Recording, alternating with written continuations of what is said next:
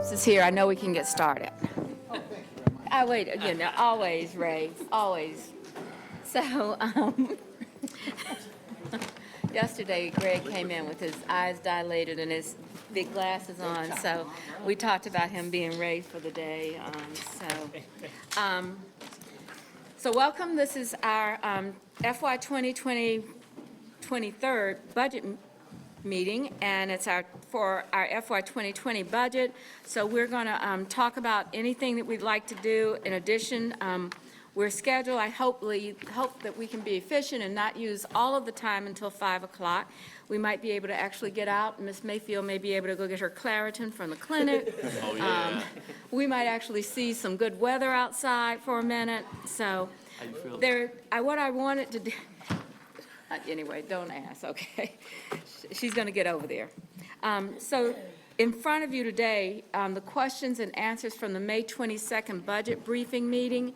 I know that you just got this, so what I'd like to do is take a couple of minutes for you to read through it, and just let me know if you're done. Just read through, and then maybe by that time, Ms. Ashmira and Mr. Eggleston will get here. I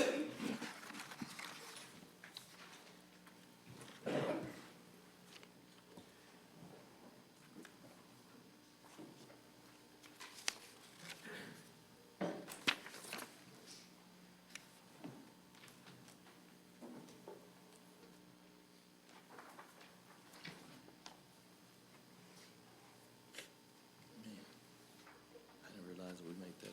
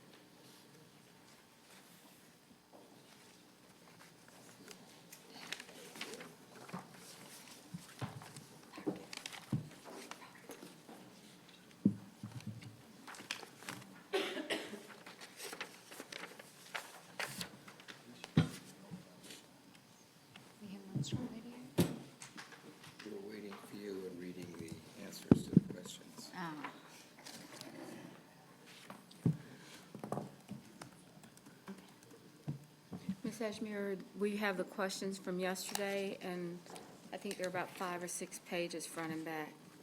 So if you'll take a couple of minutes and look at that, then we'll start our meeting so that you'll have the information that was requested.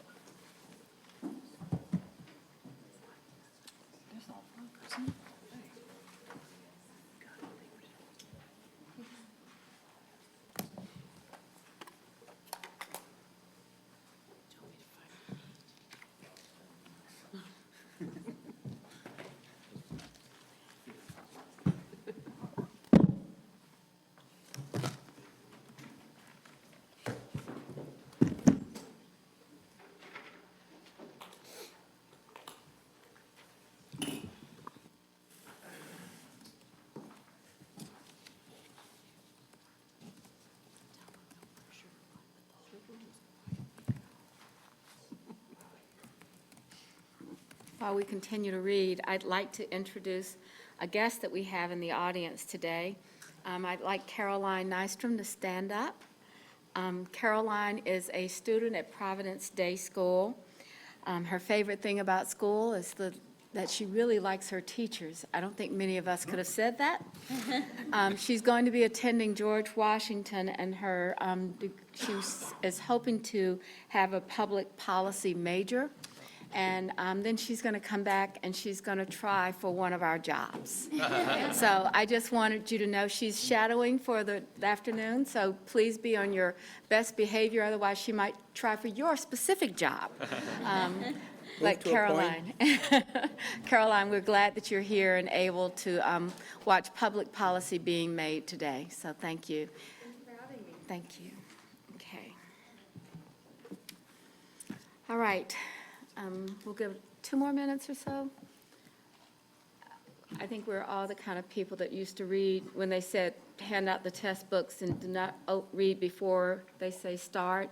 All of us probably read the before you start page first. So.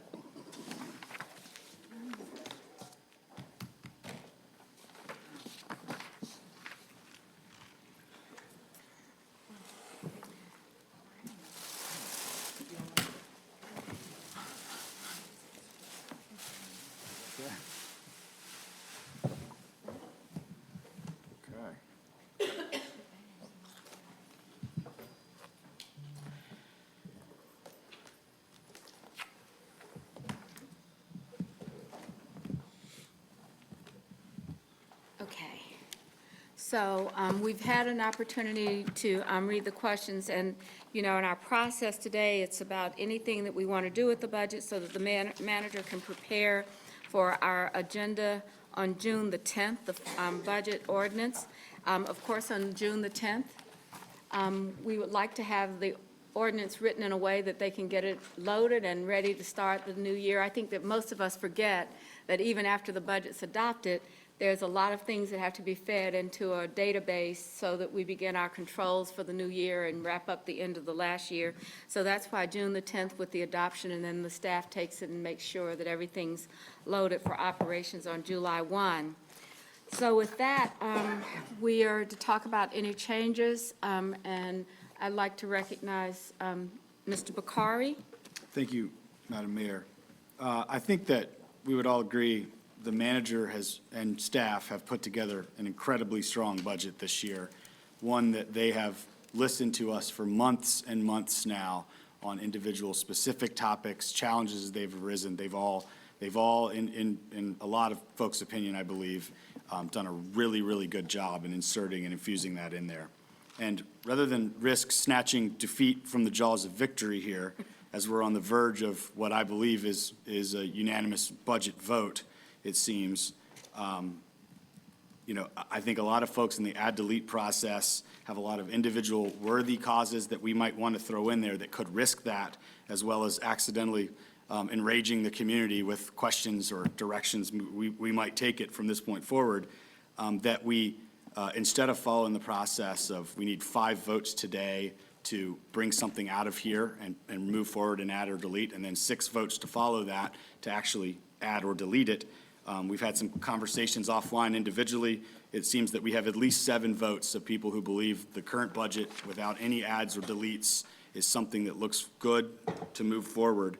So I've talked to our legal folks that this is appropriate to maybe bring forth the motion now to go ahead and take the straw vote that would enable us to know and move forward with a little more advanced time, minus the separate discussion that we need to have today on the MSD decision, which is not directly inside that our budget, but it is a separate decision that has to be made. So I would make that motion that I think that you guys have helped craft for me early, right before this meeting, to take the straw vote now. And I'd look for a second on that. So we have a motion. Is there a second? Second? We have a second and a motion. Is there any discussion of the motion? Wait a minute. So I see the hands. The motion. I saw Mr. Winston, Ms. Mayfield, and Mr. Mitchell. Mr. Winston? Yeah, I'm sorry if I don't mean to be personal, but that is one of the most ridiculous motions I've ever heard, especially given all the discussions that we have had behind the dais over this past year, specifically as it relates to spending and our consent agenda items, when so many people, including the council member that has made this motion, has said the proper time to have those discussions is during the budget process. To try to cut that process off because, I don't know, that an abdication of your primary duty as a council member is to approve and scrutinize the budget, it doesn't make any sense. So I don't know where you're coming from. I don't know what the fear is in engaging in a democratic process of having the people who we represent be able to ask the questions and scrutinize it after you have spent 12 months saying how this is the time where we should be able to do that in depth and find a more detailed approach to the process where you want to cut that off. You won't get a vote from me, and I would love further explanation as to the both sides of the line you seem to be coming from about this process. So I think, Mr. Winston, if it's okay with council, before we go to Ms. Mayfield and Mr. Mitchell, I think Mr. Winston is. Sure, I'm happy to address that. I honestly would never normally have done this. I think one of the things that activated it, well, two things really. One, we've been working on this for months. All the things you talked about are exactly what we've all done behind the scenes and then behind the dais and in our discussions that have made their way into this budget. And to be honest, my last straw was really yesterday, and then the news that came afterwards of something that, you know, is just going to enrage the city when they don't realize that that's not how the majority of us are thinking about whether it was misinterpreted or not, taking money from police officer training and deploying that towards our own pay. So rather than just go down a path of further making a challenging situation and making us all look stupid, I figured this was a really good opportunity for those of us who believe that everything you said in transparency is in this budget. Let's just get it done. Okay, I really want us to have a respectful conversation here, and if we could do that, I think that will carry us a long way. You have to remember, we are going to work together on this budget. We've done a lot of it, but there's going to be the next item and the next budget that we would work on as well. So let's try to remember that about these are our colleagues. Okay? All right, Ms. Mayfield? Thank you, Madam Mayor. There is a challenge in trying to usurp the add and delete process. We have an add and delete process for a purpose. Also, it is around this table that we ask questions, and if it gets to a place where you cannot ask a question and give staff the opportunity to either respond with an answer or to not respond for us to make a decision moving forward, that changes the whole dynamic. I do think it's interesting that a colleague would suggest, let's just move forward with the budget as is. And for clarification, it was two separate conversations yesterday. And as an elected, it is our responsibility to explain to the people that the funding for police is a one-time. And since I was the one that made the motion of the reduction from 2 million to 1 million, there was very clear reasons, because when I asked our chief specifically, how many officers are currently trained?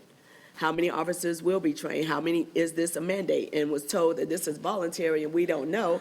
I said, okay, then why can't we use 1 million since we have some clear needs in the community that need to be addressed? Separate question was asked regarding funding, those conversations, and then I followed up to give staff the opportunity to say, no, this is one-time funding. Anything related to salaries has to come from a line item that has consistent funding from it for clarity. So it is our responsibility to share that information and not just jump on the bandwagon because the media is in the room.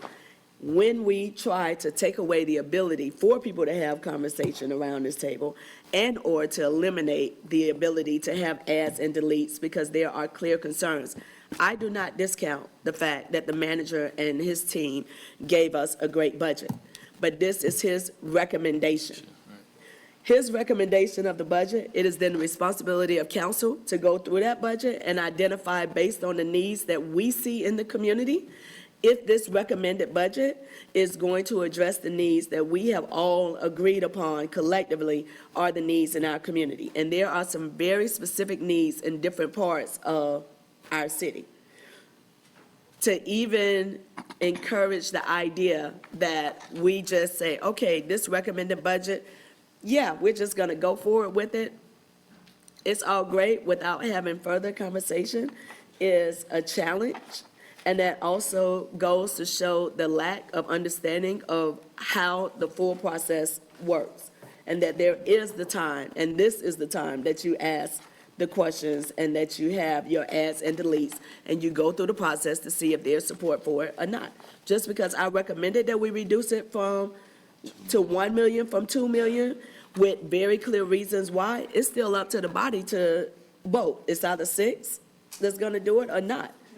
So at the end of the day, we have a process in place that should be followed. Anytime that that process is attempted to be usurped, there should be concern not only from the body, this body and future bodies, but also by the community as far as what direction is your elected body trying to go in.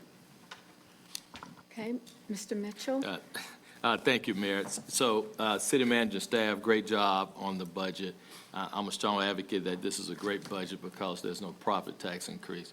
The issue I have, though, is going away from the normal process, because I do think this budget need to be tweaked, and I'm going to give you a policy discussion we should have. Opportunity zone. If you look at this current budget, there's nothing in here addresses a very important tool like opportunity zone that we're all passionate about. And so I hope we will have the conversation from a policy side. What is our vision? What we like for what direction we like our city to move? Therefore, can the budget be tweaked? So, Ricard, thank you and Ed for being on board with the budget, but I don't know if I'd be a fan of not going through the process. All right, Ms. Ajmira? Thank you, Madam Mayor. I do agree with some of my colleagues. Councilmember Mitchell had made a great point that this is a great budget. Kudos to the staff of including some of the priorities that we have been discussing.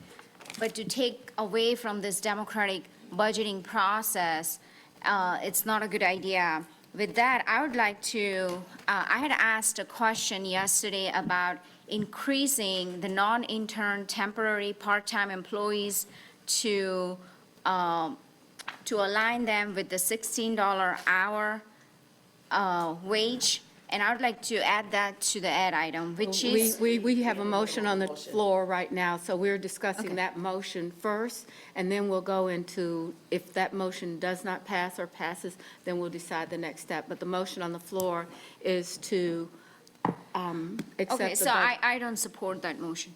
Right, yeah, I figured that part out, yeah, so, okay. Any further, Mr. Eggleston? Thank you, Madam And Mayor. Mr. Driggs follow. Okay, Mr. Driggs? Either way. I saw, Mr. Driggs? I just wanted to say, it felt like after our last meeting, we were very close, and we had the benefit of a budget that was more organized and better presented than we've experienced in past years. So I think the idea for this just came from the fact that we actually have an opportunity to kind of support what the manager has done. It wasn't intended, I think, to deprive anybody of a chance to speak. But in past years, we've seen that those final stages came down to like a 3-hour discussion about $50,000 of out-of-school time and things like that. And the question was, can we kind of let the manager deal with those situations on a more discretionary basis and agree that this document is reflective in so many ways of what it is that we've been talking about all year, frankly. And again, I would just remind that yesterday we said, okay, is anybody going to want to bring up add deletes? There were a couple of members who weren't present, but yesterday was an opportunity to tell the manager so that he could be ready for today. And I think on that basis, you know, we thought we were close enough to consider this proposal. I had Mr. Eggleston next, and then, response. oh, you wanted? I also want to respond. I have a direct response. Okay. I think responses versus a question, because other people would likely have responses as well. So I'm trying to, if there's a question or follow-up about it, but if it's just replies, we will do it in the order by which people are recognized. All kind of a response to the So same I think stuff. it's Mr. Eggleston, and then we'll come back to Apologies. Mr. Winston after that, and Ms. Ajmira. Thank you, Madam Mayor. Apologies for my tardiness I'm and sorry. not knowing what I missed in the few minutes that I was not here. I do think, I certainly appreciate process, and I do think there has been a process, but I don't want anybody in the room who doesn't know better to think that there hasn't been an opportunity for there to be dialogue amongst ourselves, amongst staff. I don't know that everybody had individual meetings on the budget, but I know everybody was offered the opportunity to have individual meetings with staff on the budget. I had one.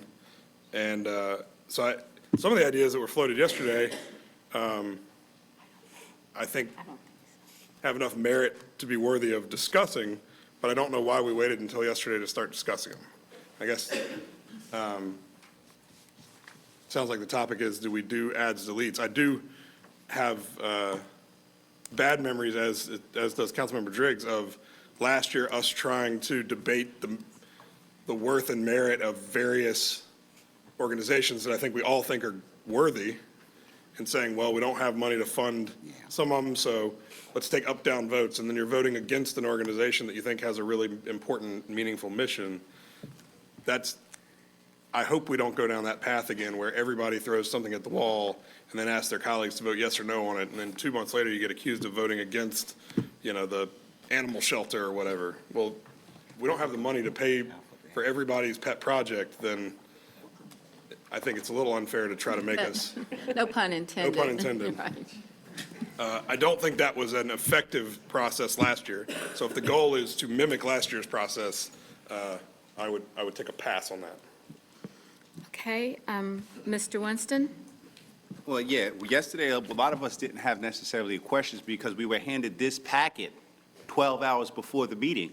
So we can go through the information and ask additional questions and put further context between the discussions that we were having. I mean, if we're going to make comments like this about the process, I'm trying to find nice things to say about it, but there's some real swaying and moving of the goalposts here. And the idea that we would usurp our responsibility and the democratic process of being able to scrutinize the way tax dollars are spent because we don't want to make difficult votes, then why are we here? I can't believe we're spending the first 35 minutes of this important session discussing whether or not we want to do our job. Like, can we? Thank you. I just don't get the discussion that we're having right now. Okay, Mr. Mitchell?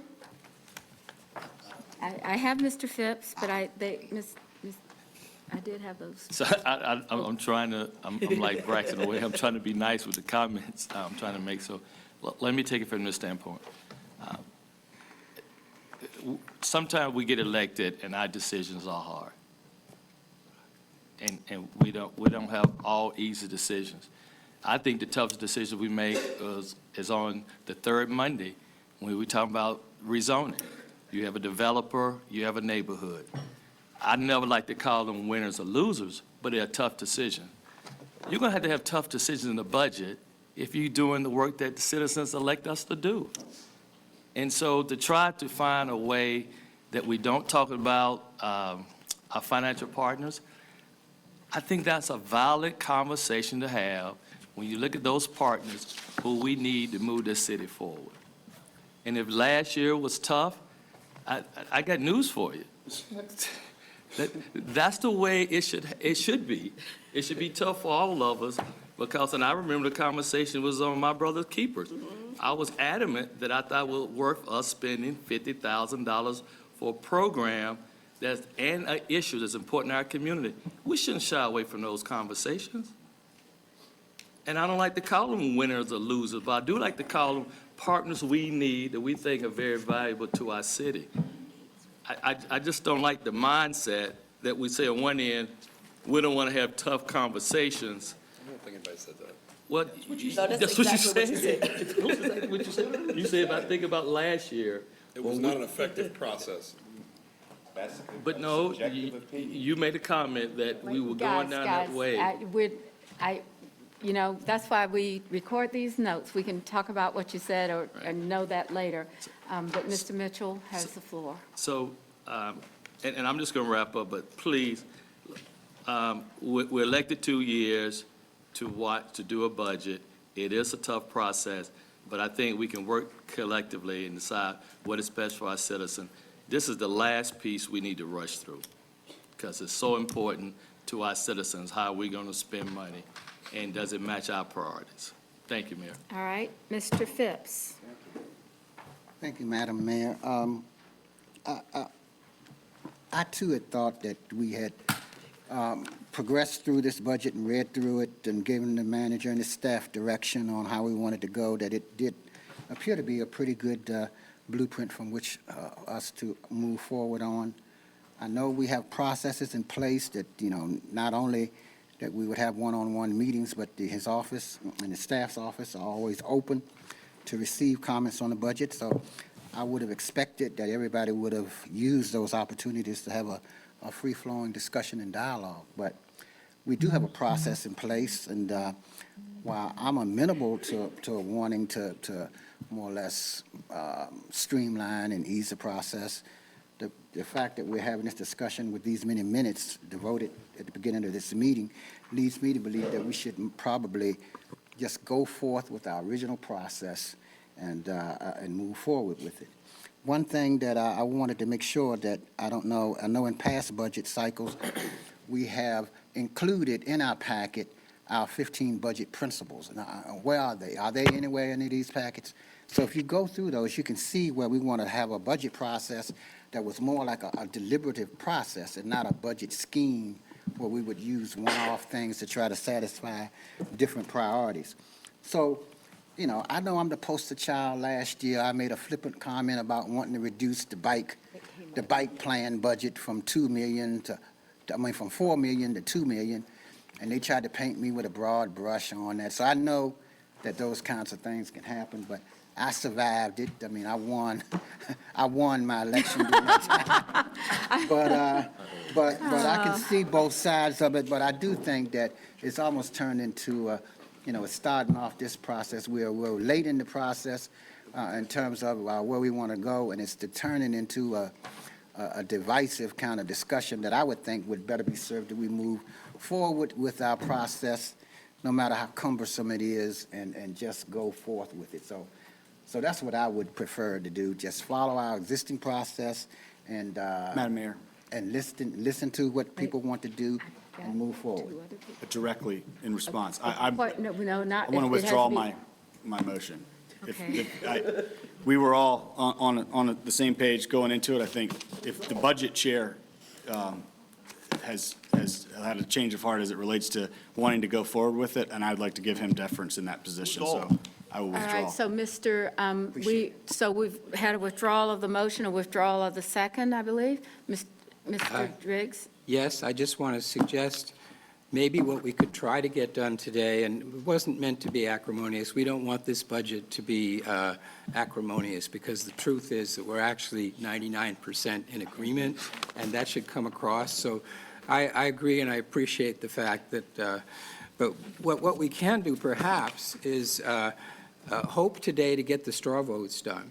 Would that be too much an abridgment? I just think we're close. Maybe we give ourselves some time today to discuss, and we look at where we come out on the add deletes, but let's just, without a motion, try to reach a consensus that would allow us to have our straw vote today, and that would be kind of in line with what we were talking about without causing anybody to feel that they had been excluded. I think that Mr. Driggs has really hit on something. And what we have done often is a 5-person vote, and then the staff being able to respond. But yesterday, I wrote down a lot of the questions about adds or deletes, or, well, more like this is an add and this is a delete. And I think if we can get this done and have 6 votes to move forward, then we will be ready to prepare a final budget. So the motion has been withdrawn by the motion maker and the second, and I would go ahead and say that this will be the time that we really make proposals for adds and deletes, and that it's with the exception of the municipal service districts, which I know that you guys would prefer not to sit through all of this, but we're going to try to figure out exactly where people are. And what we usually do is go around the room and ask for adds and deletes. Again, I don't know I know that some people had asked some questions about asking the manager to help with something. I hope that they've had a chance to do that. So when you give your add, we're asking for you to give a delete, because the manager has a structured, balanced budget. So why don't we go ahead? Does everybody agree? We will try, Ms. Mayfield? I just have a clarifying Yes. question. Since some of us started yesterday, we don't need to reintroduce them today because they already have them, so they should pop up. Well, and if they're already Thank you. up there, you don't have to reintroduce, That's it. but we'll do the 6 votes, and that way we will be able to finish up today so that the budget can be put in order for adoption. And I want to remind everybody, this budget will be on a public agenda. Now, there will not be a public hearing again, because we've already held that, but there is much room to have your comments about what you would want to see in this budget and how it does it or does not do it on June the 10th. So I'm going to actually start, we said that we would go in the order around the room, and with respect, allow everyone to go around the room and take their turn. I'm going to start with Mr. Winston, and we would go ahead, and I think we're going to have the budget staff list out the adds and what you would have as a delete. So I see right now we've got something, I don't know if that's valid, that was from yesterday, but why don't we start with Mr. Winston and restate whatever you thought about yesterday, but let's go ahead and start what we have with our adds and deletes. Mr. Winston. Well, my ad is up there from yesterday, and since I was able to review the mountain of information that we were given a few hours before yesterday's meeting, I have another ad. I would like to add bringing Engine Company 43 online in January of 2020. And see if they can be housed in Station 12 as that infill fire station is being built. If you take a look at the heat map around response times that was provided in Attachment 1, we do, it seems like that South Boulevard. Could you tell which page you have for the heat map? It's called Attachment 1. There And is no Attachment page on it. 1 from yesterday's yesterday. session. Yes. Yes, yesterday's packet. I think that seeing the growth that is happening there, it will be a great use of our resources. And it is necessary right now, and it will save lives. And that is our primary responsibility, is ensuring the public safety. We should do that. I have a question No, I put that. in regards to the conversations that we had yesterday, as it relates to the ability to get CIT training. If we don't think we can do that just with the amount of money that we have potentially appropriated to use all of that to get police officers there, do we need to come up with a larger strategy to get other first responders trained in CIT? For instance, our fire department, who goes to many different types of calls and might be able to identify crises beforehand, before we get law enforcement in the deal. So I would like not to see that CIT money go away, but really utilize, so we have a more robust CIT response citywide. Mr. Winston, can I talk about that for a moment specifically? You know, I said yesterday, some of our best ideas come up after we've gone through a long process of what we're doing to get to this point. I think something like that is a fair question. I think the thing that we really have to do is ask the manager, and in this case, the fire chief, about, these are ideas that we have, are they valid or not? So my suggestion would be put them on the list, but in terms of making those decisions, whether or not we use firefighters for CIT, that might be a bigger discussion for us to have in September, or a discussion at this point. So if it's directly related to something that we're trying to put online early. Well, if we have a budgetary line for for training that we don't think we can complete in this budget cycle, I'm asking to see if we can I wasn't disagreeing with that part of utilize your that budget. request. I was talking about the idea of firefighters. I wasn't talking about whether or not we would spend the $2 million. So I think that I was just trying to get to the point that sometimes we have good ideas to explore, and they really require some effort by the staff to be responsive in a way that's credible. So I'm really I'm confused hoping. as with my colleagues when we believe is the appropriate time to do things, because I thought this was the time to talk about budget, but it seems like many of us don't. So I don't know. I'm sorry. I will I not know, ask the ma'am. question. I I'm will sorry. not answer. I will not interrupt sorry, you ma'am. again, and I will not ask questions. Put it up there, and let's just go with it. I think yes, Mayor Pro Tem. I was on the list from last time, so I just want to say, separately, and I apologize, I wasn't here yesterday, I was at a funeral, but you shouldn't have to, you should be able to, I mean, life happens, stuff happens, you should be able to miss one meeting and still be able to catch up if you've read the budget. And, I don't know why that was funny, but my point is that this is a budget that we work on all year long. And I've always been under the assumption that when a council member has something that's important to them, that they reach out to their other colleagues and say, do you support this? Can I get 6 votes on this? And I don't know why, we talked about council salaries. I support council salary increases. I think it's a ridiculous amount of money. I've calculated my income at $6.18 an hour. So it's not that I don't support it, but I've never gotten a call from a colleague saying, can we work on this and get 6 votes for it? I just think that's a piece that's missing here, that you build consensus amongst each other. We don't have time to talk to each other. I think the public thinks that we all hang out with each other, but sometimes we only see each other on Monday nights. And it's just really important that we reach out to each other and build consensus for any item without judgment to anything anybody puts up there. I just, I think that piece was missing. Who's going to say it's not important to get another fire truck online?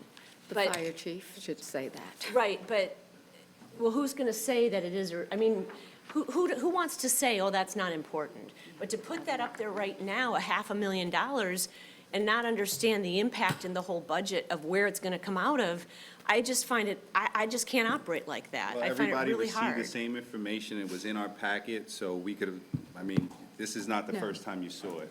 Well, again, it was because I wasn't here I would agree yesterday. with you, Mr. So- Winston. Let's just go forward. We said we go around the table, Okay. and it should be listed there. All right, anything else, Mr. Winston? No, ma'am? All right, Mr. Eggleston, do you have any adds or deletes? Oh, I'm sorry, do you have anything to delete, Mr. Winston? No, ma'am? You got it?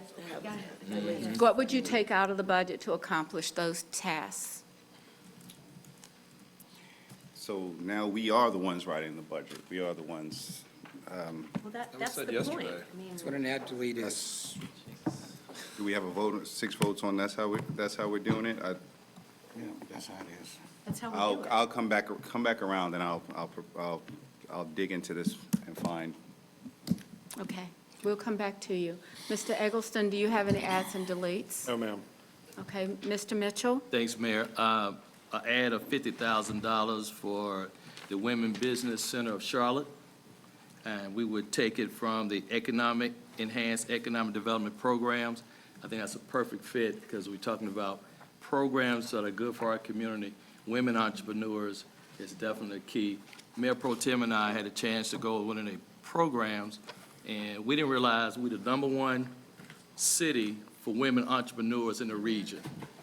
I don't understand then how we won't support Women Business Center in our community when statistics show that women are the top entrepreneurs in the future. So currently, right now, in the enhanced economic development programs, it's about, if I'm reading this correctly, $1.6 million there. So I would take $50,000 from that bucket. And that's on page 242. Okay. All right, and we'll get staff to come back and look at it. Page 242, the enhanced, those are the salaries for the additional employees, I think, Mr. Mitchell, or what does it read Oh, on no, that? it's just Women Business Center Okay. funding request of $50,000. Okay, The second one, Mayor and Council, is junior achievement, $35,000 for junior achievement. And I would take that from the revitalized business corridors. Junior achievement, have moved to the Camp North End, supported by Districts 1 and 2. I think what they doing is we talking about doing more with youth and the CMS. I think that could be a great relationship. I know. And so we can take that out of the revitalized business corridor. It's sitting right now with $1.8 million. is the business center and the junior achievement operating support, or would they be capital, one-time capital expenditures for the junior achievement in the Camp North End? I'm just going by the write-up, Mayor. It does not say. I think then that's operating, that would be annual funding for For their them. operation. Okay. Is that correct? The people that work on this, the junior achievement asks for operating funding, right? That would be annual. Okay, annual funding, okay. And that would be coming out of a capital fund. Correct. So that we've been talking about, if we're going to do annual funding, Right. that it ought to come out of recurring revenues. So that, the What- 1.8 is capital money, and that's a part of, Don't we put $1 million? Oh, I'm sorry, go ahead, Mayor. I know, but it's not recurring money that comes in every year, and it's always something that's up. But, you can always say it's a one-time contract and not do it So again. can I ask staff then to come back with options where you think we could pull?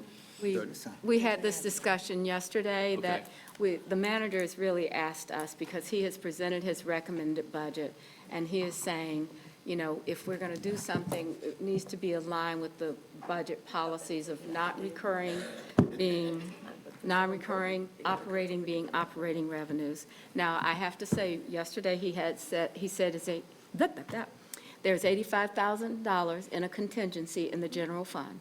I would say that that's probably a better choice if you want to continue to do junior achievement. I don't know whether the council will approve it or not, but I would say it's better to come out of the general. You didn't ask my advice, but. Well, that's why I was asking staff. Thank you, Mayor. With your budget expertise, I was asking staff to come back with choices. I'm very flexible. I think for me, those two programs are just It worthy would of come out our of the support. contingency money. We're going to go Not around, my deletes for. okay? We were going to come back around for that, so why don't we go, Mr. Bakari? Did you have anything else? No, those are my two. Okay, Mr. Bakari. I don't have any. Mr. Phipps, Well, I wanted to talk about the MSDs. we're going to do that after we get through this list. Right. In All other right, words, I Ms. don't have- Mayor Pro Tem? I don't have anything. All right, Dr. Harlow. Yeah, so I have a question. And I'd like to think that it's not something that needs to go back to something that should be in. So I've been talking with the staff about the goal line, Phase 3. I appreciate the answer to the question. Number 30 is on page 13 in the FAT packet from yesterday. So we discovered there was some funding for, that was already in reserves for Phase Line Goal 3, Phase 3 gold line, 8.8 million prior reserves. That money runs up this year. Page 266 shows in transit pay-go, there's nothing in the future for those reserves.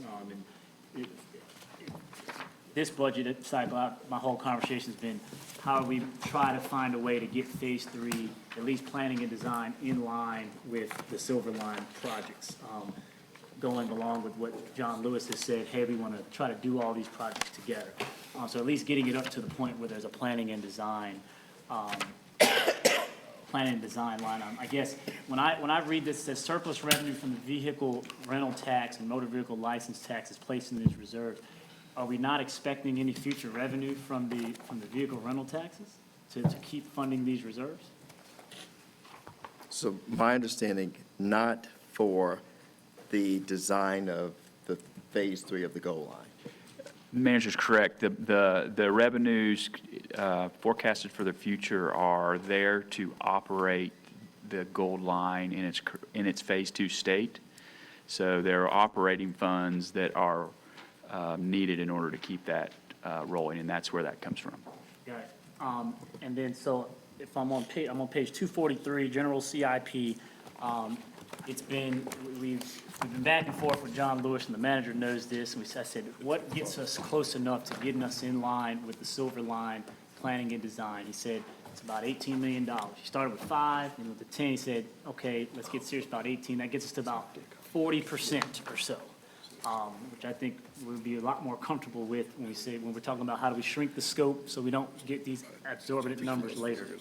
I think we're going to have a real serious conversation about how do we make sure this is not forgotten again, because we've now learned the history of the prior goal line decisions.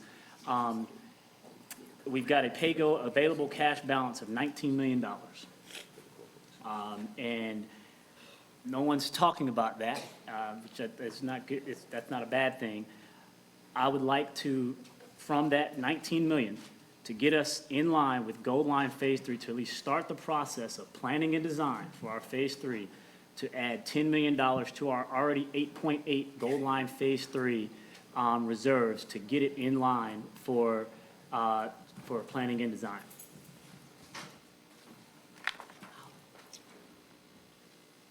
Anything else?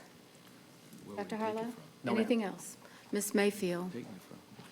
Mine already up there, Mayor. Just pay-go, okay.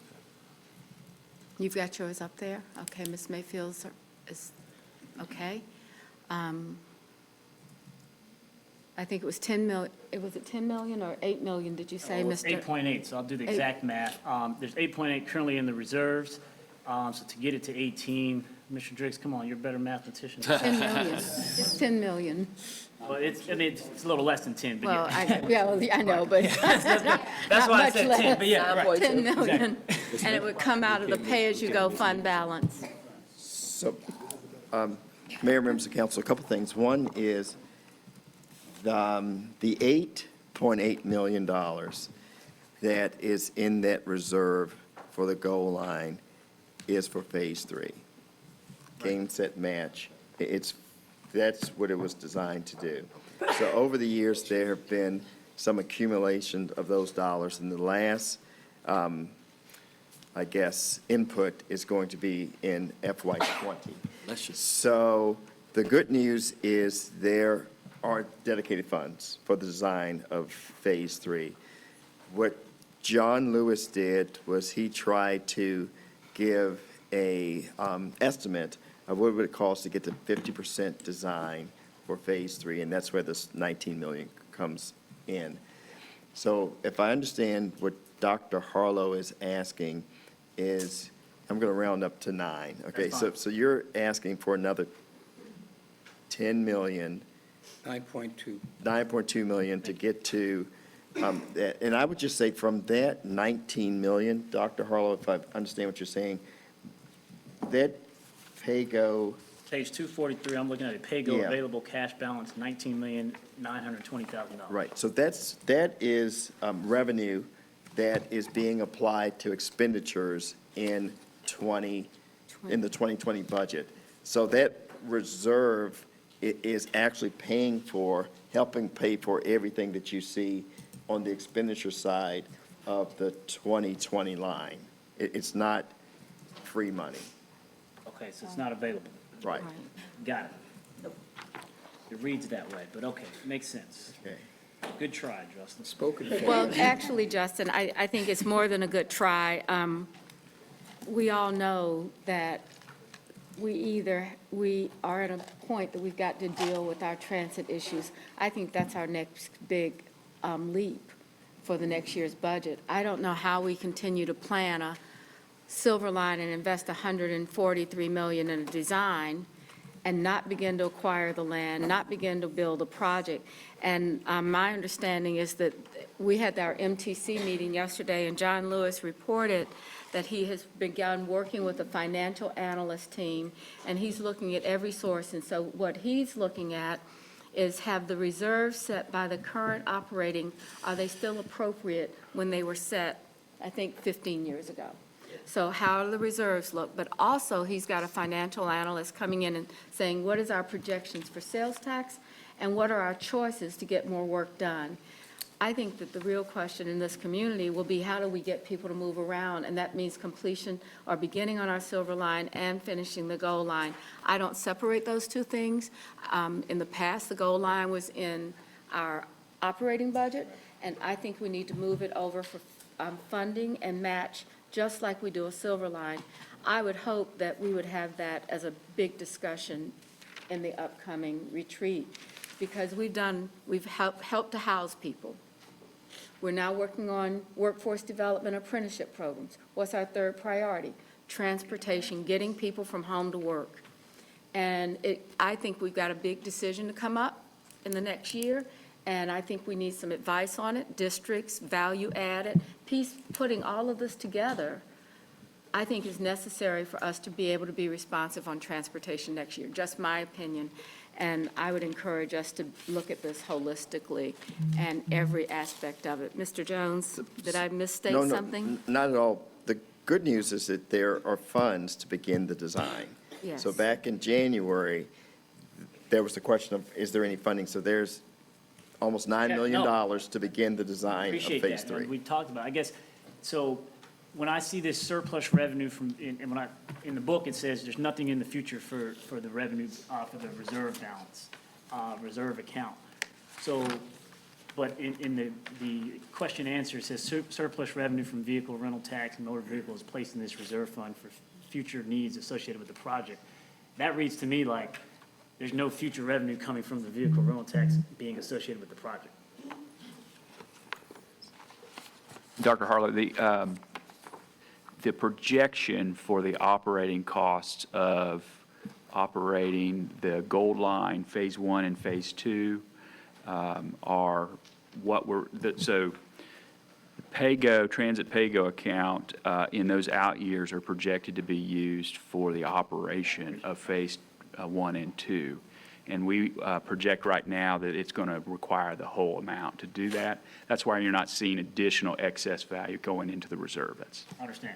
Perfect. Thank you. Let me, just for clarity, I'm happy with the $9 million. It's better than the zero that we felt like we were starting with. So thank you.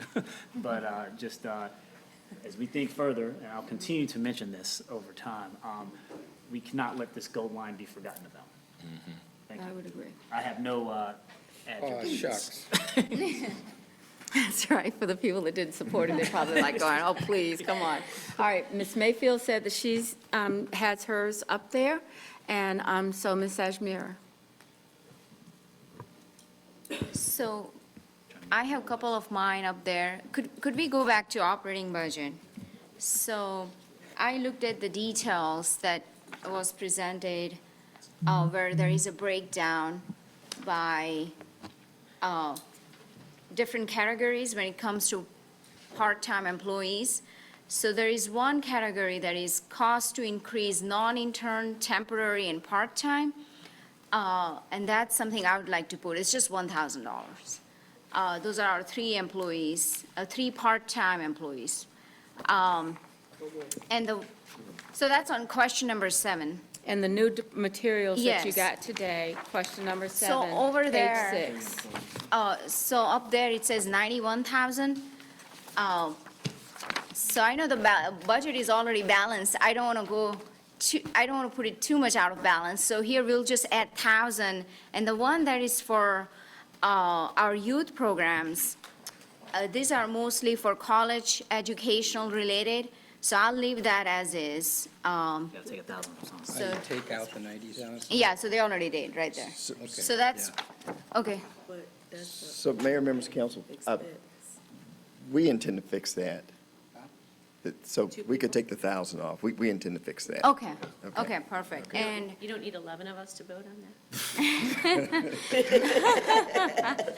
I think he figured it out. Yeah. He'd probably take it out of his own checkbook and Exactly. keep us going. So, Take it out of Okay. council salary. so, There you go. okay. when you, Ms. Ajmira, when continue you look on. at the number, it looks like a huge number, 203 part-time employees, but when you dig further down, it really gives you a clear picture of how many really part-time employees, because majority of them are for educational learning of some sort, of internship. So that really leaves 3 employees. Other thing I have, and I have had a conversation about this with budget staff on Cross Charlotte Trail. So I applaud your leadership, Mr. Manager, on getting $54 million to fund out of pay-go, cash in lieu, debt refunding, to come up with the segments for 5, 6, 7, 8. And 10 and 11 still do not have any sort of funding in terms of the construction. We do have funding for planning and design. So after we have an accurate picture of cost estimate for construction, what would be your plan to fund those? Segment 10 and 11. So Councilmember Ashmore, what we would do is, again, get back to the discipline with our projects. So after this 2-year design, the concept would be, are we going to, well, we will continue to close out projects, but projects will come to the end, and are there opportunities to use those closeouts to fund the last 2 segments, as well as any refunding, much like 2 of the pots that we found this time, Okay, that we identified this time. so then is it fair to say we are not going to go out to voters to ask for construction funding for segment 10 and 11? So I can't tell you exactly where we will end up, but that's not the intent. The Okay. intent is that we've gotten through the first 9 segments, and the desire is to finish segments 10 and 11 after the appropriate design without going back to the bonds. Okay. I know that would be next, in a year or 2, that will come up. I want to make sure that's not forgotten as we go through this process of building out entire Cross Charlotte Trail that we had promised. So with that, that's all I have. Thank you. Can I follow up on the cross? How long will it take us to construct the $54 million that we have underway? So, and let me clarify something. When I say bonds, it would be the voter-approved Right, bonds. right. Not some of the things that we do without voter approval of the cops. The mayor, I'm not a betting person, but the money is there. And by the time we do design and we acquire real estate and go into construction, it'll be years. Okay. I also say that because I think design and right-of-way and what I've been hearing about our construction industry right now is that the workforce is actually very difficult to bring in and keep, that we're now going to begin competing with some of our private sector folks to get some of these projects done because we don't have sufficient. So that's a testament to the work that we're doing to train people, but it's also a testament that we're really, I think, really struggling right now in that workforce area, and we'll continue those programs. Okay. All right, Mr. Driggs, do you have anything? Just wanted to say, I consider the $54 million for the trail to be a big win, and I hope everybody perceives it as such. I'm actually not completely happy. I think that money should have been prioritized alongside all of our other capital needs, but I'm going to bow to the inevitable. I want us to be unanimous, and I have no add deletes. Okay. Mr. Newton? I have none. Okay. So, Mr. Winston, we're going to come back to the areas that you have suggested and for some potential ideas for deletion. So, On where page do you want to start? Page 152 and 153 in the non-departmental section, we can delete the $34,000 allocated for rent for funds and used for building rent in unoccupied areas, almost 300. Which page are you on again? 152 and 153. 152, non-departmentals, under 152 infrastructure. is 34,000 for Charlotte Mecklenburg Government Center rent for funds used for building rent, which in unoccupied areas, we should be occupying those areas. And if we can't do it, and there are plenty of underserved businesses that are looking for places to do business, we should open it up to them. $300,000 on, Okay, we got that up there. Let's be get it up paid to the there. county tax office Sorry. to support a county audit, and $200,000 for reimbursable accident repairs of funding for the repair of accident damaged vehicles by third parties. Again, this money would be used to provide as immediate as possible fire engine coverage for the South Boulevard area.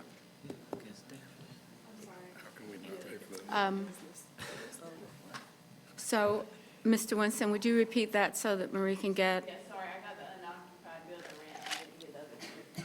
the other one? The county tax, the $300,000 being paid to support a county audit to the county tax office.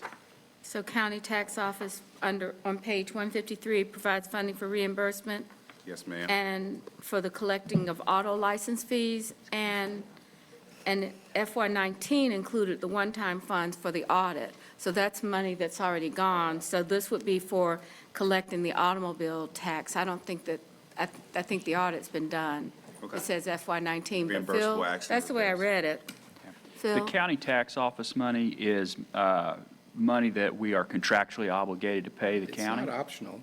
And for the audit, they do that on a periodic basis, so you see that fluctuate in, so there was one-time money included to cover the audit.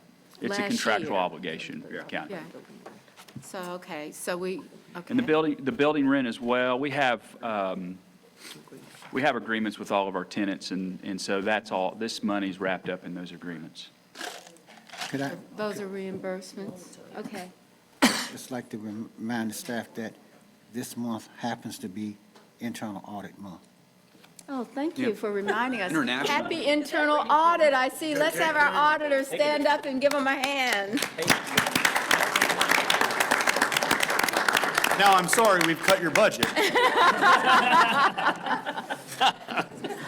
Okay. That was a good one. All right, Mr. Thank you and goodbye. All right, so we're gonna, A Mr. quick question Newton? on the building rents and unoccupied areas, is what you're saying, Phil, that we're locked in with leases with these landlords, I guess for lack of a better way of putting it, and we would be out this money anyway if we were to somehow back out of this or be opening ourselves up to some sort of legal liability? It's formulaic, so the city pays for part of the building, the county pays for part of the building through an agreement, CMS pays for part of the building. There are unoccupied areas, and this, it's just formulaic. Is there a way, so for future reference or future purposes, is there a way, to Councilmember Winston's point, is there a way that we could sublet some of these if they aren't unoccupied for our purposes in the future to maybe not, have this shortcoming next year or in the, coming years? I'm not the real estate professional, that's possible. We can bring back more information about those opportunities. Those wouldn't be opportunities if it was possible that could be done in the next month. It would require Yeah, marketing. oh, yeah, so not for the purposes of our, our budget here now, but We'd be glad to maybe explore help that. in future years. Okay. Ms. Ajmira?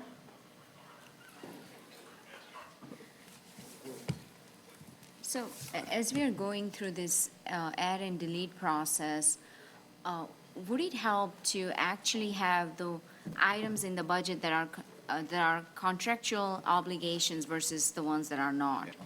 So that as we are going through it, we don't know which ones are and which ones are not. So I think that would definitely help as we are going through this So process. next year, I think that Yeah. would be able to be clarified. Yeah. Right now, so we've got approximately 5 or 6 items up there, I think 5 items up there for vote. And what we'd like to have is 6 votes to carry it forward. So I'm not, if there are any other adds or deletes, okay? Anybody have a question? Because right now, the only delete that we really have is the 85,000 for the reserve and the reduce the accelerated police training for CTI training. And I think that was to train, I'm not sure, the chief may not be here, but Crisis intervention. it's the, well, I know what it is, crisis intervention, I know, but I'm just saying, I can't remember how, oh, well, the $2 million was to accomplish what, just so that we get, there was the manager's recommendation for $2 million back to do what? Sure. So, Mayor, members of council, and one of your Q&As, I think there've been 3 of them. What we tried to do is give you a breakdown of the types of training that would occur. And we tried to do it in terms of police officers based on so many hours of training. So if you gave all police officers 40 hours of training, yes, it would be, I think, 2.5 million, if I got that right. So what we tried to do is use what the chief wanted to do with this money in terms of 4 types of training, okay? So it's refresh all currently trained CIT officers. It is to offer additional capacity for police officers to become fully CIT certified. It's to provide an 8-hour tactical medical for first responders course for the majority of police officers, and to allow for additional cultural proficiency training. That alone will oversubscribe the $2 million. So the concept, that's why we put money into FY21, another $1 million. How he goes about doing it, I think in all fairness, he needs some time to structure who gets what level of training, but there's not enough money to do all of the training if everybody got 40 hours of training in the next fiscal year. That goes beyond $2 million. So I'm going to say it again, say it a different way, is that we are hoping that everyone gets training. Is that me? No. Yep. Oh, it is? No, it's me. That's somebody else, it's Julie. And sometimes I do think I've lost it in that regard. So, but what you had estimated is over 2 years with upfront and those 4 training sessions to try to get every officer in. Some level of through training, some yes. level of training there.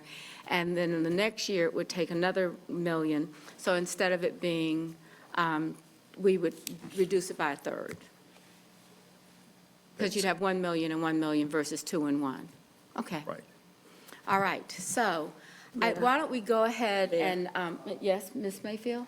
So in direct response to that, and the reason why my recommendation was for the funding to come from this 1 million is because, as the manager mentioned, that is the hope. And that is if all the officers were to get 40 hours of training. When this was first proposed and we asked very direct questions, we were told, one, it's voluntary. So it's not, we don't know that all officers are going to go through the training. I also asked, how many current officers do we have? Because we already have officers that went through CIT training. If we're talking about identifying money to retrain you on what you, in theory, have already been trained on, that's a challenge. I also asked, how many officers are we actually looking at? Because it is voluntary. So the reason I made the recommendation, because this is add and deletes, so if I'm gonna add something, then I need to identify where a delete can come. And as this is one-time funding, and as the creation of a collaborative specifically from Tuckasegee to Nations Ford can be identified as a pilot in order to help, opposed to asking for 500 in order for it to match what's happening in Camp North End and other areas. The request was to start here at 250 because there's some very specific needs in the community, opposed to the idea of the what if, and we're just gonna pad this 2 million to cover if all of our officers. Now, if there was clearly a plan to ensure all of our officers was going through, that would have been a very different conversation. That is not what was shared. It wasn't shared when we sat in this room and I asked the questions initially. It wasn't shared when I sat in the room with Councilman Newton and we had our one-on-one. So therefore, if you could not tell me specifically, because there is a lot of funding that we have identified and we have allocated for multiple CMPD trainings. In the report that we received today, we received an update asking regarding the monitors, regarding the question of how that was supposed to play out. So the idea, again, impact and intent. So the intent may be this. What I'm saying is opposed to funding for an intent, we have some actual impactful needs that are happening right now.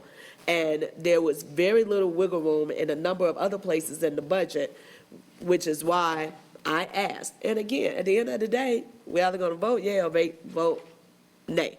So We needed a delete, that's my delete. I just wanted to make sure, because you've been focused on the CIT, and this training carries, cultural training carries the, what do you call the first aid training? Yes, so And there was one other. So I was just trying to make sure if it was CIT that we would get the right number, because if that's what I we was can focused spread on the out. 2 million and So how you- is that it 2 was- million was okay, going to so be that's- spent. okay, then And that how doesn't many make any staff, difference. just like we Okay. know with police training. We Right. can only get 80 through the academy. What is that funding? How do we mark it? I was trying to keep us as close to the budget of what is needed as possible, opposed to just having extra money sitting out there and then come back a year or so later, new council has absolutely no idea what conversations were held, and there's a request for additional, but you haven't really shown how the initial was allocated. All right, that helps me understand. Mr. Driggs and then Mr. Newton. So, understanding all that, I just have a general feeling this is a really bad time for us not to be giving the chief what he says he needs to do his job. And particularly given the clamor about the training of the officers in the Burger King, the Franklin shooting. And the UNC shooting, which were two very different shootings. Correct, but I'm just saying that the crisis intervention topic is such that if it looks like we are not fully funding that, I'd be very concerned. And also, I just want the chief to make the decision about how to run a police department and for us to kind of support him in that. And therefore, I would not be in favor of deleting that funding. Okay, Mr. Newton? Yeah, so to maybe clarify a point, I'm actually in favor of the 2 million of funding. I think I misunderstood where we were suggesting the million coming from yesterday. Having said that, I think we have identified crisis intervention training in the community as a need. I think we've made a commitment with the CPCRT program to that end. And I feel like, you know, this is something I've advocated for personally, and I'm all in favor of us identifying other revenue sources, particularly when, you know, when we know we have some shortcomings, right, in some of the areas that we do want to fund. I don't think this is that revenue source. Okay, so I think it might be helpful, let's go through if we're going to add anything, and then we'll know how much we need to reduce. Okay, so. Mayor, I have a Oh, follow-up. I'm sorry. So I want to make sure there's no misunderstanding. It's not a point of there not being a need for CIT training, but for those that have been around for a while, we have funded a number of trainings. And the reality on the ground is, it is very subjective when that interaction happens. So we also have a community that has seen, most recently, an individual, after we had a long conversation about expanding, about us approving a $600,000 grant with a company that we say we have already been working for and working with for years, regarding identifying distress situations. And yet, what can appear to be a distress situation, those services, nor that training was utilized. Then we have another incident, and that incident resulted in lives taken and multiple lives wounded, and that individual was arrested. So there are multiple conversations regarding bias, implicit bias, and recognizing how we actually interact, but we have funded trainings, we have funded partnerships, and we continue to fund. For this particular conversation, it is not about the importance of the training, because I believe the training is important, but when you tell me that it's not mandatory, or we're gonna be able to allocate this specific number of officers through the training during this particular period of time, when you say that it's voluntary, whether or not first responders go through this training, that's a completely different conversation.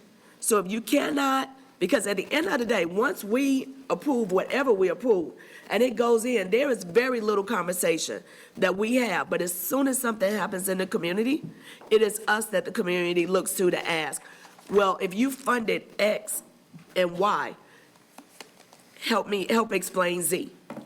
We are the ones that are accountable for that. So I want to make sure there's no misunderstanding.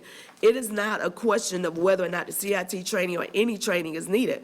Yes, I believe the training is needed, but I also believe that training should be enforced. And when it's a subjective training of who should take it, or who says, hey, yeah, I think I want to do that, that's a very different conversation. So that is why I said this money. But I just wanted to make sure there was clarity around the table as to why this million was identified. It is not about supporting the training. We need the training. We need a lot of training. I just want to make sure that those funds are utilized to actually implement those trainings, so that we don't have another conversation where after the fact, what we're told and what the community is told, oh, that officer didn't have proper training, when everyone should have it. Okay, Mr. Bakari? Yeah, I would like to quickly get to voting on this Yes, as quickly as we'll be possible, but next. I again fear we're heading back to the path where we were on yesterday, where the headlines are going to read that our officers out there who we know there are retention and recruitment and morale issues are going to read, and they're going to see, once again, what's going on. Why do I stay in this job and make this amount of money? They tell me all year that I've got to have training and I've got to be held accountable, but now when it comes time to fund that, there's this confusion. So that's the point I want to you make, gotta that have training, officers, CMPD officers out there know that when these headlines come up, it does not reflect how the majority in this city and the leaders in this city feel about you, nor how we feel about the budget process and giving the chief what he needs. And then I would just like, before we go forward, to know if the chief has any kind of view or comment that he'd like to make, since this is his budget that he's proposed, and we put so much faith and trust, and we're thankful that he's actually here. Okay, so before we go there, I have one more council person, Mayor Pro Tem. Yeah, I listened to the conversation, but I wasn't here yesterday. I don't know how I think it's completely fair to hold our chief and our police department accountable to tell us how the training's being implemented, how it's being used, and to question and say, why can't we make it mandatory? And to have that conversation, but I don't know how we reduce training. It almost feels like a punishment by saying, if chief says, this is what we need, and then we cut it because we say we don't know if you're really doing it, then you either give it to them or you don't. But to reduce it doesn't feel like you're holding them accountable to it. Then we just have to have a conversation. I think everything that comes out of these conversations when there's an incident is we need our officers to be trained, and we need to give them the resources to get them all trained. So I'd rather give them the money and then say, let's hear more about how you're training them, who's getting trained, and what we might be missing. Mr. Jones? So Mayor, members of council. Sorry, did Mr. Phipps have it? Did you? Mr. Phipps, before you go, Mr. Jones. Mr. Phipps?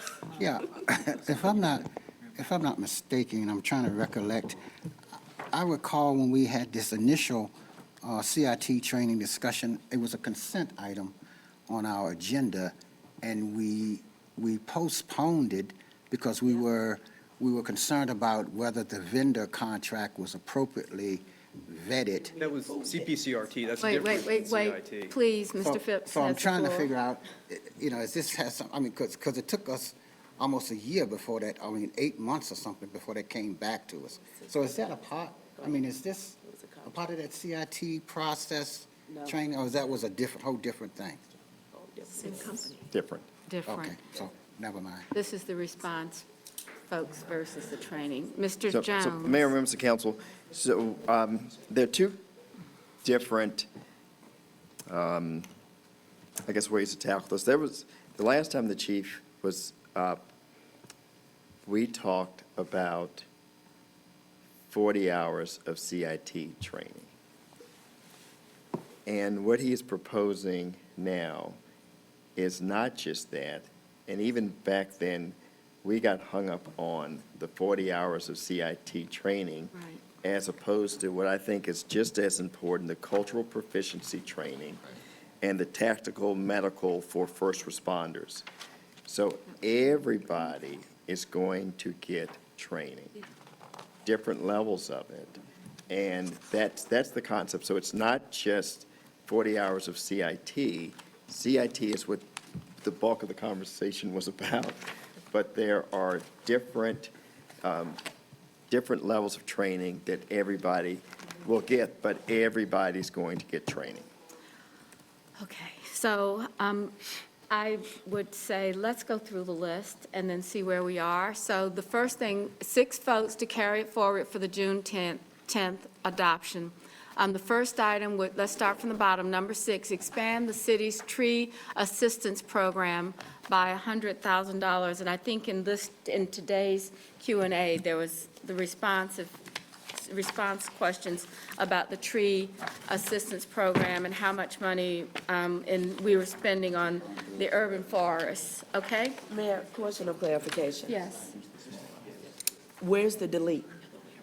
Well, there, This is if we're going, in order to have, for us to move forward and do this conversation correctly, if this is add and deletes, any of the adds has to have a delete Right. that go along with it. So if we Yes. don't have a delete up there to know, to be able to all see what project or what program are we saying we're going to reduce funding from, we can't really have this conversation. you're right. So if we're gonna take out the top one, then we still have to get some funding up there to identify where we're deleting the funding from.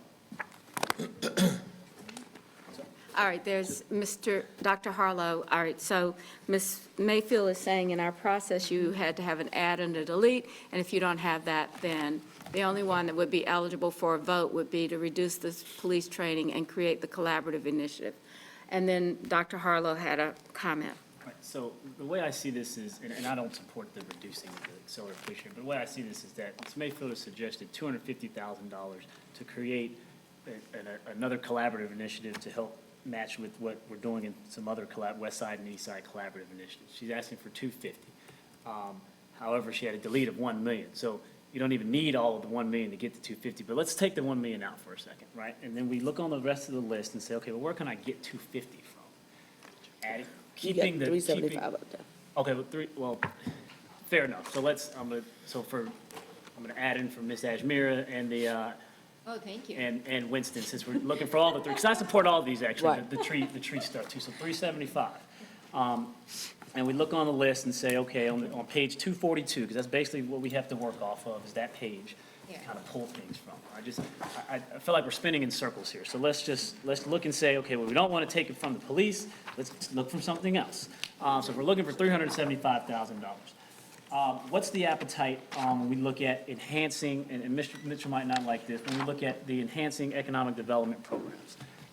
You've got a 1.65 million line item. It's $1 million for the future years, so it still will be more than the future years. And You're on the capital budget, though. we're in the capital budget. This is capital budget. PAYGO. We're in the capital budget. It's PAYGO capital, right. For, It's the PAYGO summary general CIP. all of these are one-time expenses? No, capital. No, all of these are one-time expenses? It's, That's what I'm asking. I'm Yes, just ma'am. feel they're all one, okay. So, and when I look at, when you go into the deeper dive on the PAYGO Economic Development Project, we've got a lot of economic development projects going, Right. right? Project Peace 2.0, MWSBE capacity increases, new West Side and East Side collaborative service districts. We'd be adding another one here on the lower southwest side. I don't know what the appetite is for that, but if we take the 375 from the 1.65 million, that still leaves, a decent amount of change for enhancing economic development programs, but it creates the balance for us, and it doesn't touch the police training. Are you suggesting that go? So I know, and I Dr. know Mr. Harlow, Mitchell's gonna have something to say, but I just. Dr. I feel like Harlow we is gotta have an putting, alternative okay, here there we go. because All right, so there we go. So, but what I think is happening is you're suggesting, these would be three things to vote on, and you're suggesting that they all come out of the 375 that you've put there. I don't see Mr. Mitchell's programs. Are they up higher? That's in the operating side. Move Okay. to decline all Okay, capital. so I have, go back changes. to the capital. So let's just vote on, you see that you have the option 375 Jump in. out of 1.3. All right, Mr. Jones. So, Mayor, the We the really do the need. 100,000 and 25,000, Yeah. you wouldn't do both of them. One would be a pilot, if I have this right, and the other one would be to expand the Operating. citywide. So you'd save $25,000 by just doing Yeah. number 6. Okay, so take out the 25,000 and see if we have number 6, approval, put Ashmere and Winston / Ashmere and Winston, and the 100,000 goes there. All right, so now, Mr. Mitchell?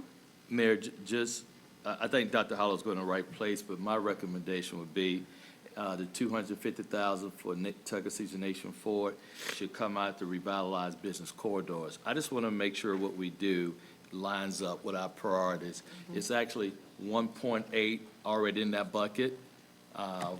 So Sabrina, correct me, in our one-on-one, in the business corridor is 1.8 in there this year, correct? Balance. That's balance, correct. That's the balance. And so I would say, Take it out of take it out of there. That's It fair. makes sense, I- business corridors, as opposed to, Now, remember, our business corridors are our opportunity zones. Right. They are the same. Wouldn't Tuckasegee Nations Forward be? No, Tuckasegee, two Tuckasegee. nations. Tuckasegee. forward. Two nations Not in forward. the opportunity zone. Some of it is, Some of it is and isn't. some of it. So I just want to make Good sure points, yeah. that one of the points we understand I see is what that you're saying. You see what I'm our saying? corridors Yes. are basically our opportunity zones, and all of that is around our economic development. And we just did our framework for economic development, and this kind of rolls it in a different direction, but it's up now, one to, question, Mayor, can I do a follow-up, though? yes, sir. Only question, how you come up with the number 250,000? I'm just curious. No, Well, that was- That was Ms. my Mayfield. request. Yeah. I was, I was looking at it initially as a pilot for looking at how we make very specific investments from Tuckasegee Nation Forward. I wasn't necessarily trying to match the 500,000 at Camp North and the other areas, because that's much more established at this point. So let's vote and see where we need to be. So I like Mr. Mitchell, so you can take my 350 out, you just found it in a different place. Right, Yeah. exactly. That's fine. Which kind of Yeah, like. it makes more sense, yeah. Exactly. I just wanted to get us away, we got to get away from the police training Well, thing, because we were stuck no, you there. don't know that until you vote, and let's vote and see where we're stuck. let's do it. Let's please, let's Let's just vote and vote. see All where we're right, so the first item is, Still needed some deletes some of that. I've got a before we question on the go any further. revitalized business corridor. So my question is this, if we're talking, if the revitalized business corridor are our opportunity zones, there are opportunity zones that are just as much on the, Tuckasegee Nations Forward side as they are, on the Independence, Sharon Amity and Albemarle. So I mean, are we saying that we're looking at the revitalized business corridor money that would go towards Tuckasegee and Nations Forward, or are we talking about all of it? You've got your 500 in the East Side Collaborative already in here. Yeah, man. okay, all right, time, But I mean, is that time. opportunity Everybody zone? can't Opportunity answer zone's Mis- different. Everybody can't answer Mr. Newton's question. He's asking, is it specific to the trade-off for the collaborative initiative on Tuckasegee would be that corridor would no longer be within the 1.8. If you're going to do that, you just say that the collaborative is a part of the corridor program, and that's what it would be used for if that's the highest priority. I don't think that you have to go through If that is if the answer is yes, that this So is it's the not- highest priority. It's not to the exclusion of all opportunity zones, is what I'm saying. I think that's the question that Yeah, you're including asking. opportunity zones that happen to be in my Would the district. 250 mean that the priority from the corridor money for this year would be the collaborative initiative from Tuckasegee to Nations Forward? That's the question Mr. Newton is asking. That's what it says. Okay, so, Ms. Mayfield, does that make sense to you? Not even a little bit. Okay, Maybe we should just vote. I think, all right, Because so if it doesn't I'm make watching sense. the manager and the deputy Okay, well, we'll just speak vote back and and see where forth. we are. and Because then we we'll- had an understanding of what the plan, what the, again, intent of it was. And I think that intent is being hijacked into All something right, else. let's go. All right, the first vote is expand the expand cities tree assistance program for $100,000. And you see what's likely on the other side. We're up to like 1.7 or 8 million over on this side. So expand the city's tree assistance program to come out of that 1.8, and we'll go back and look at it and designate. All in favor of expansion of the city's tree assistance program, please raise your hands. 1, 2, 3, 4. So that would not pass for the continuation into the budget. All right, so the tree assistance pilot, would you like to pull that out and do that separately now? Sure. All right, continue the city's tree assistance pilot program for $25,000. All in favor, raise your hand. 1, 2, 3, 4, 5, 6, 7. So that would go. The next one is, we're going to vote first and come back and define, the staff has a couple of days to help us define this. The next item on the list is create collaborative initiative for the Tuckasegee to Nations Forward Road West Side work. All in favor of that, please raise your hands. 1, 2, 3, 4, 5. Okay. So now, You need 6? Oh, sorry, I thought you said 6. I'm sorry. Nothing, sorry. Okay, so then the next item on the agenda is that we have approved one yes. Oh, are there any, on this side, it was the $25,000. So the question is, do we take the $25,000 of the tree assistance program from, I would assume, either police? So let's do that. I have no, I don't want to take it from police training. Let I me know make you it- just have to vote to say that you don't want to. No, I wanted to take it from the, That's what we voted on That's what later. we're voting, we're just starting at the top, and we'll go to the second if it doesn't pass. okay. All right, so $25,000 out of police training. All in favor of doing that, say yes. Please. All right, that fails. Okay, $25,000 out of the business corridor. Raise your hands for that. Wait a minute, you said 20, no. It's- Don't worry, nobody's raised their hand. Okay. Nobody says, all right, To fail, actually. $25,000 out of enhancing the economic development program. $25,000 out of the contingency fund. Oh, that's on operating, sorry, can't do it there. So there were no votes to do that project out of any delete, so the motion fails. Capital page fails. All right, Next, No, so, I have a question. operating budget. So this one is a one-time program, right? This it's a this is- pilot, This is, Continue. well, pilot we had. well, This is it just says ongoing. continue it. This is ongoing. So I- wouldn't that be, I don't know what it is, actually. I- I'm at a I failure. just don't This is understand. Why one is it- time, why is is the this- tree assistance program continuation on the pay-as-you-go side? A pilot is no, it not was a- a pilot before. This is just for one time. Extending the pilot. So wouldn't it be part of the operating budget? That would be if you wanted it to be in perpetuity. You want it in perpetuity. This Are you is creating this continuing- 25 So let me, this is, the pilot program had ended. That was actually past couple of years we had done. So that ended. So this is, I wanted to specifically continue that. So wouldn't that come out of the Would you want to operating? continue it forever or for one more year? No, for continue for a number of years. I mean, Forever, yes. forever. So So move that that would over to become the a- operating side. Yes. Okay, so right there, we have no changes to the capital or pay-as-you-go. So now we're going to go to the operating.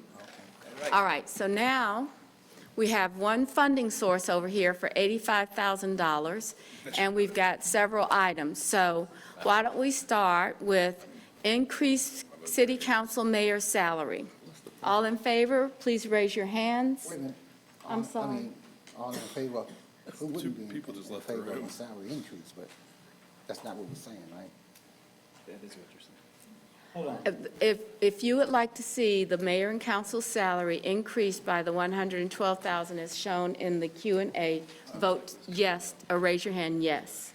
All in favor of increasing the city council mayor's salaries, please raise your hands. Okay, we have one person saying yes there. Just wasted in Driggs. All right? I had both hands up. All right, the second one is I'm bringing online Station 43 online early. I'm assuming there's a date early for that, would be 6 months or, They can do it on January 1st, so 6 months. Okay, all in favor of bringing the Station 43, Fire Station 43 online early, please raise your hands. One.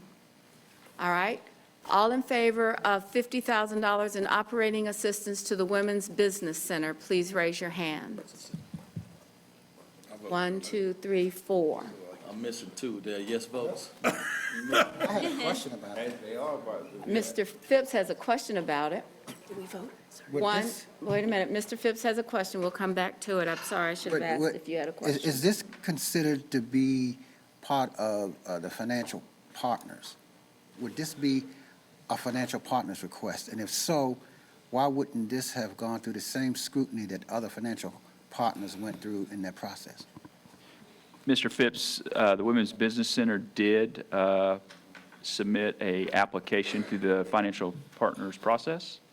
The manager's recommendation did not include any new financial partners.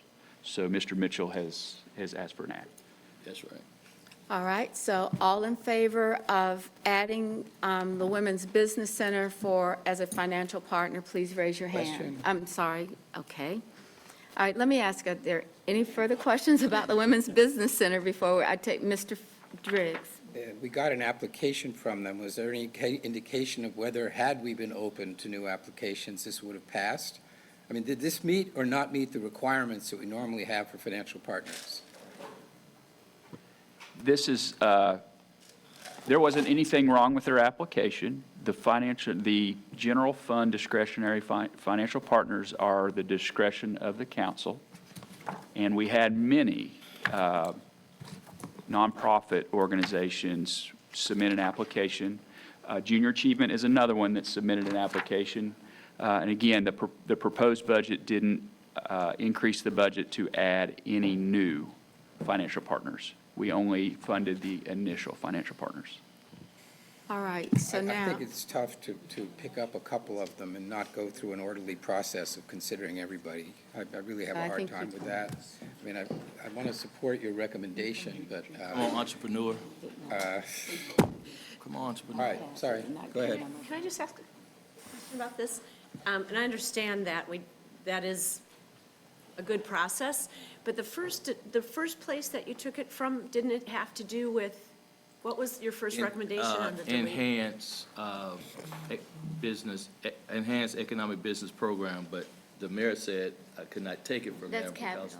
it's the CIP, this is he's requesting this as an ongoing request on operating, so it needs to come out. So of council, something. look, oh, I'm sorry, Mayor, just the history on this, so everyone is kind of clear why this has been a passion, why it's been so successful for us. We went through a competitive process with Department of Commerce. They were looking to establish 2 business centers in the whole United States. We were selected through a whole process in 2015. Is Pamela Wyman here? So Pamela, help me out if I get the years wrong. But we were awarded Charlotte. At that time, we put in $50,000 to help them and to fund them. The numbers have been successful. We, city staff, do not do the same training that the Women Business Center do, because they're developing entrepreneurs.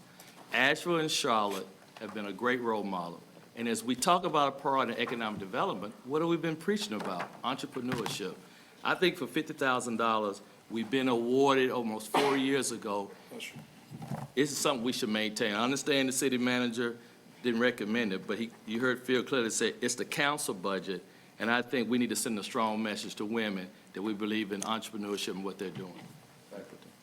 And I'd also like to add to that, that one reason I do want to support this is because what we've discovered in our MWSBE process is that we don't break down women of color out of women-owned businesses. That's right. And there's a huge disparity. And I don't know, Mr. Mitchell might be able to add to this, but I suspect the Women's Business Center is, I remember when we went to the opening. That's right. It really was supporting more women of color.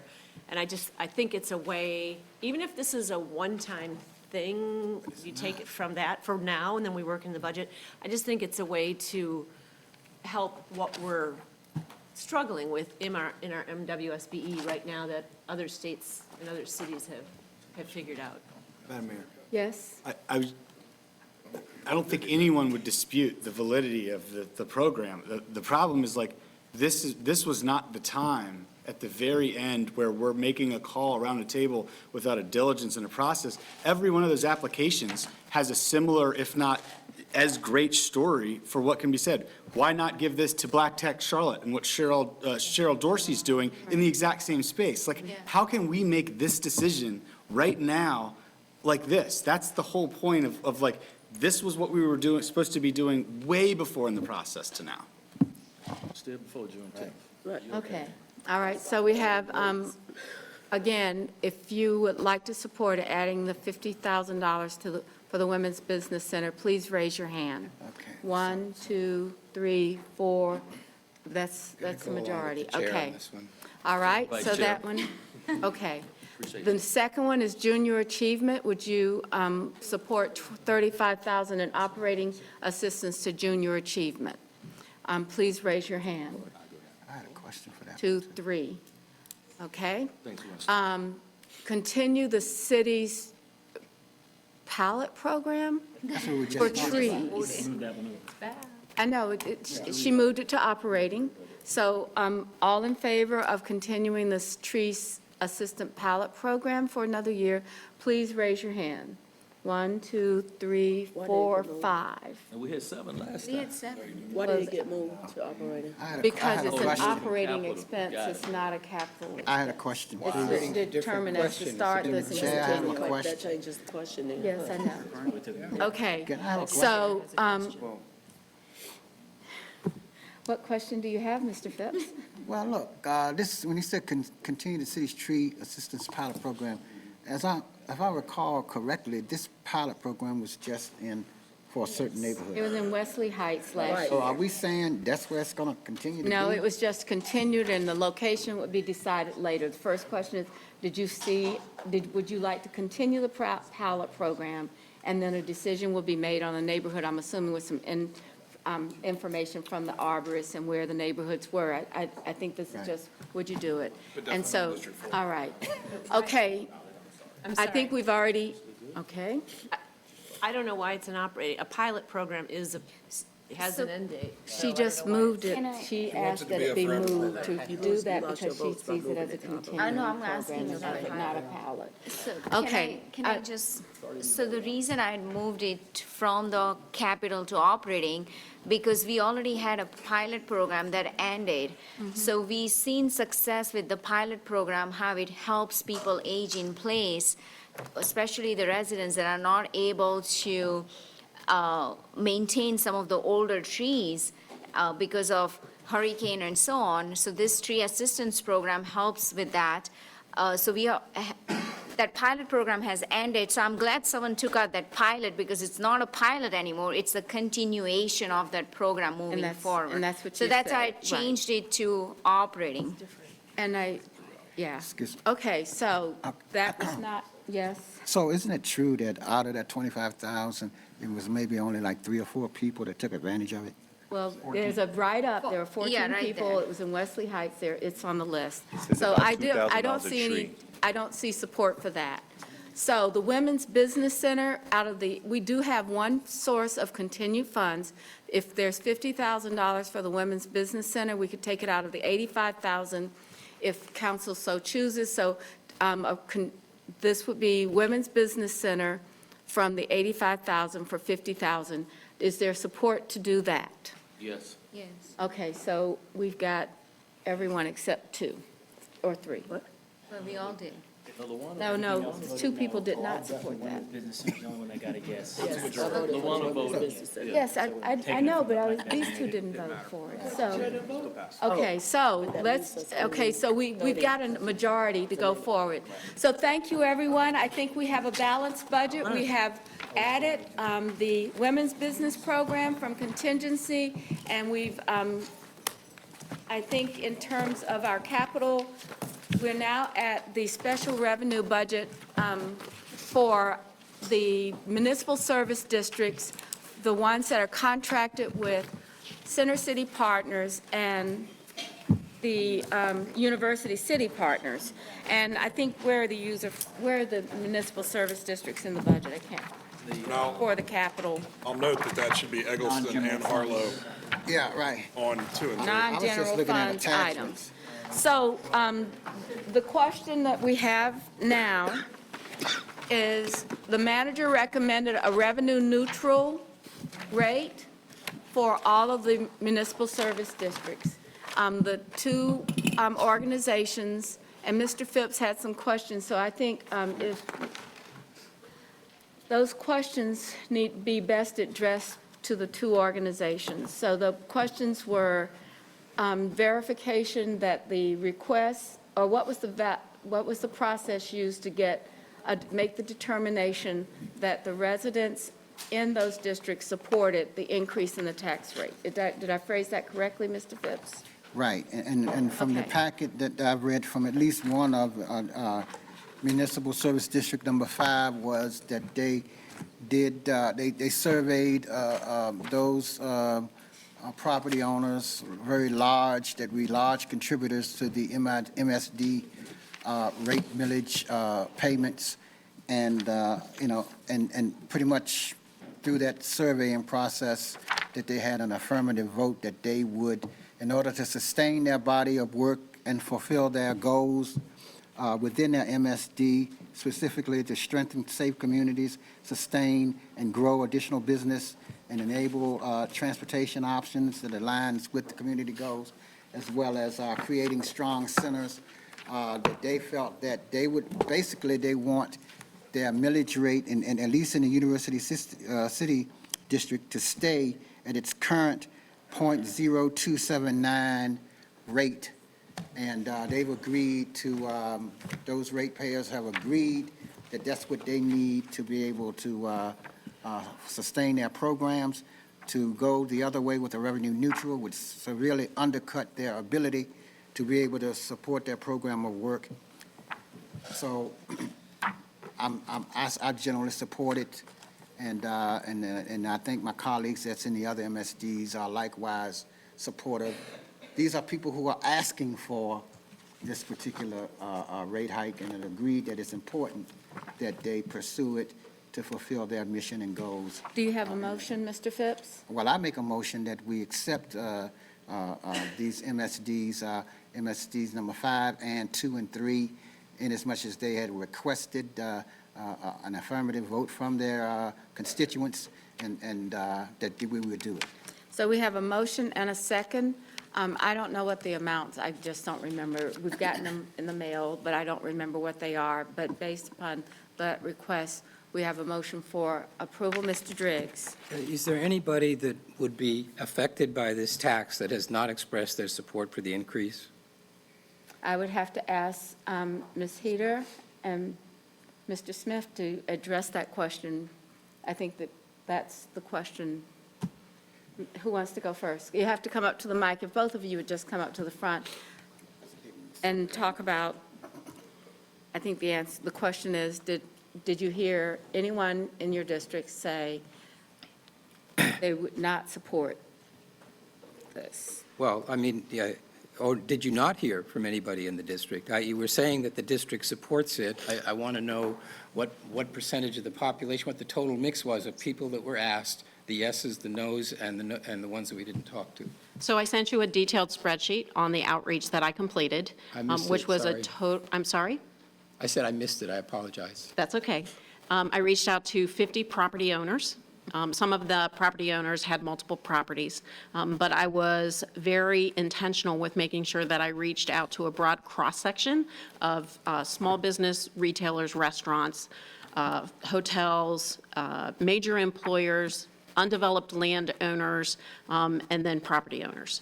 And of the 50, I only had one person or one company abstain from providing a letter of support, and that was because they feared, because they were appealing their property valuation, and they did not want to put anything in writing. So what percentage of all of the properties that would have to pay this tax did that represent? About 40%. All right, thank you. Okay, Mr. Smith? We went through a similar process.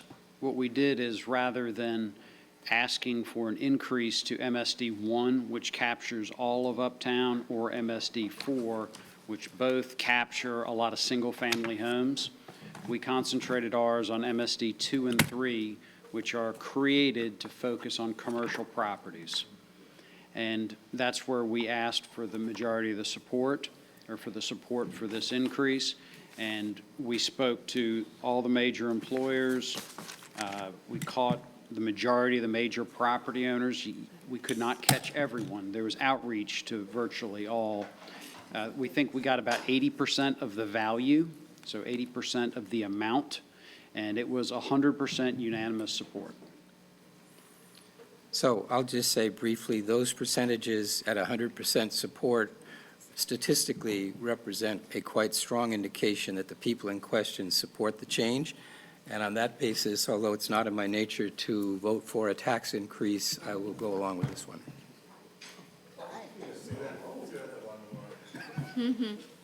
Well, you know, easy to just say no, right? But Right. All So, right. okay, All right, so Mr. Phipps made a motion. right. So it's been- Is there a second? Mr. Larkin, Mr. Eggleston? I'm sorry, Larkin, I looked at you, and Mr. Eggleston? Any further discussion? Yeah, yes, Mayor. I know we had spoken that it might be of some use that a referral be made to the Budget and Effectiveness Committee, that on a go-forward basis, that we would set forth some parameters in the future in terms of what kind of outreach we might want to see, parameters in terms of percentages we wanted to see, in terms of the entire mix that make up the MSD, in terms of informing and advising them of any kind of future type millage rate increases in the future, and what form that should take. Okay. All right, so with that, the parameters that we could look at going forward, is there any further discussion? Okay, all in favor of the request for the increase in the rate, please raise your hands. So that will be included in the manager's presentation of the agenda. We will vote on the 10th. You know, we had a meeting scheduled for the 29th of May. Madam Mayor, can I make a motion to go ahead and do the straw vote based on the We've done outcomes it. today? It's done. We just No, but did we have to 6 do an votes. overall straw vote, do we not, after we do the No, up-downs? all of these changes that got 6 or more votes would go in the final budget. Does And this we- cancel the need for the next There you meeting? go. Yes, it Yes. cancels the need for the next meeting, but I just want to make sure that everybody understands. Yeah, would you like to meet again? Dude. When your patients start showing up, when your patients start showing up on the screen, we'll I'd like to know. put 3 dental chairs. Mental subsidies. That's right.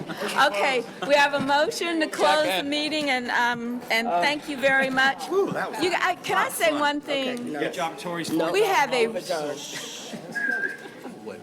I have to say, we have a budget that we've been talking about since January to accomplish our goals, and we did it in a revenue-neutral budget and tax rate. That is a lot to be said. Now, I'm sure many of you will say that as we go out and talk to the community. But I want to say that the staff deserves a lot of credit. The budget was well-written, easy to understand. And so I want to say thank you to everybody that does this work. Thank you for the thoughtfulness, and we are adjourned. Thank you. No meeting on the 29th. No meeting on the 29th. Oh, God. Okay.